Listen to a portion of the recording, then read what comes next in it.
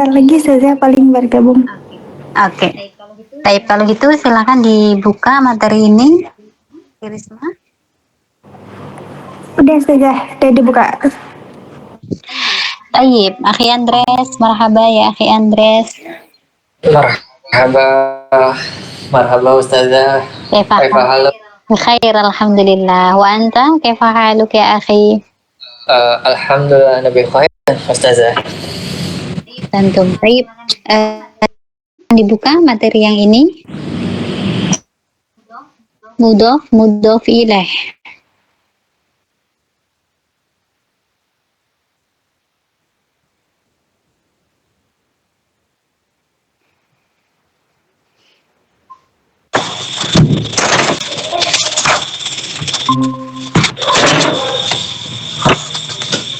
Marhaban Abi Mukhlis wa Uti Salsa.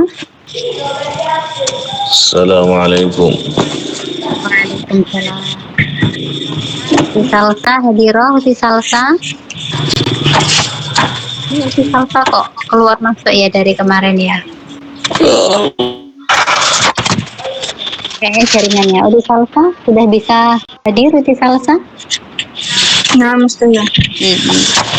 Baik, silakan dibuka materi mudhofun ilaih. Sudah, teman-teman?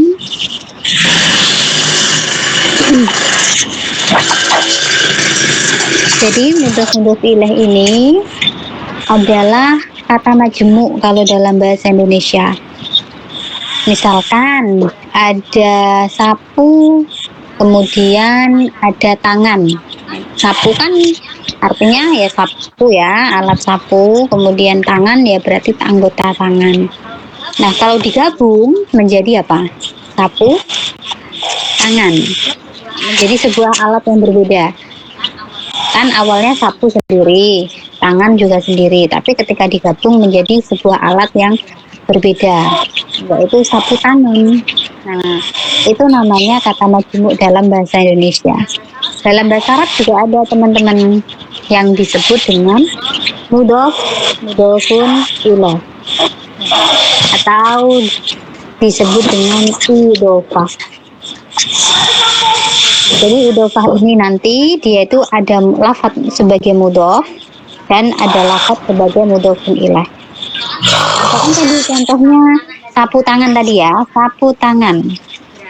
Berarti yang menjadi mudhofnya adalah lafaz sapu, kemudian yang jadi mudhof ilaih adalah lafaz tangan. Nah, sapu tangan ini disebut dengan idhofah. Paham sampai di sini? Paham ya? Nah, kemudian ini versi bahasa Indonesianya. Kita tarik ke dalam versi bahasa Arab. Nah, seperti contoh di sini, pintu masjid. Nah, berarti kan ada kata pintu dan ada kata masjid. Pintu bahasa Arabnya babu, masjid. Nah, kalau digabung jadi babul masjid. Oke. Jadi lafaz babu yang awal ini namanya adalah mudhof. Sedangkan al-masjid lafaz yang terakhir ini disebut dengan mudhofun ilaih. Paham sampai di sini? Yang masih bingung mana teman-teman tentang kata majmuk dalam bahasa Arab atau mudhofun ilaih?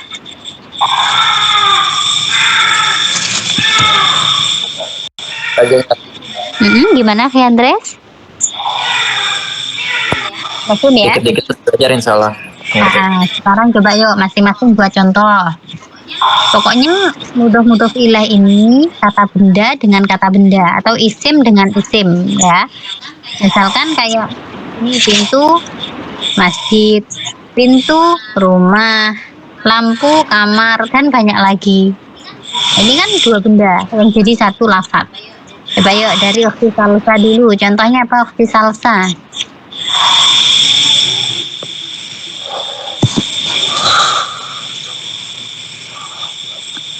Halo?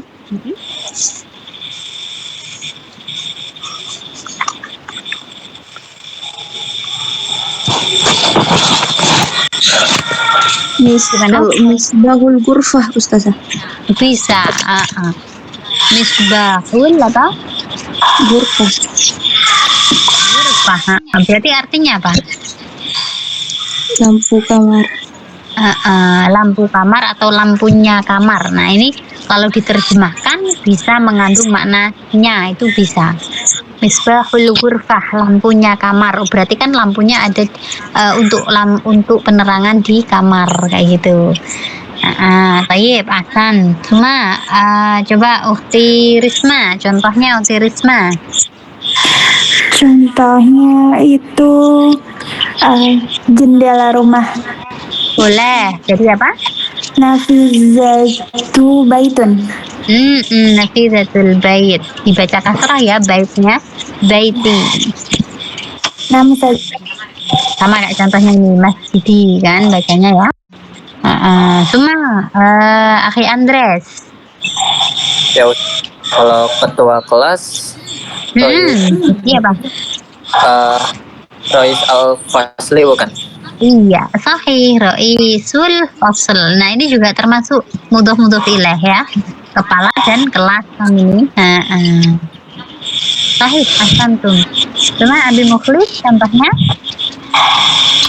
Mungkin apa ya?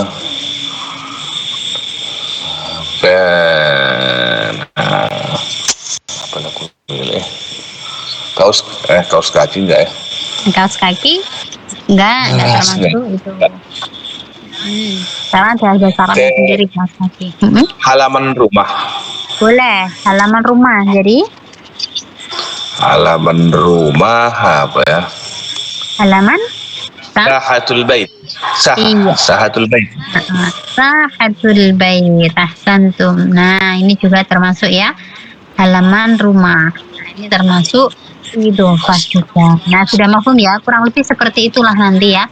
Nah, ini nanti bisa antum praktekkan di latihan ini, harus paham betul konteksnya, jangan sampai keliru. Karena ini kan kita yang diterjemahkan adalah idhofah, jadi nanti jangan sampai keliru menerjemahkan idhofahnya untuk ilaihnya. Coba yuk nomor 1 di salsa.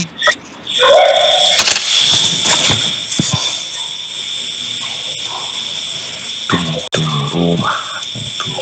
Oke, di salsa.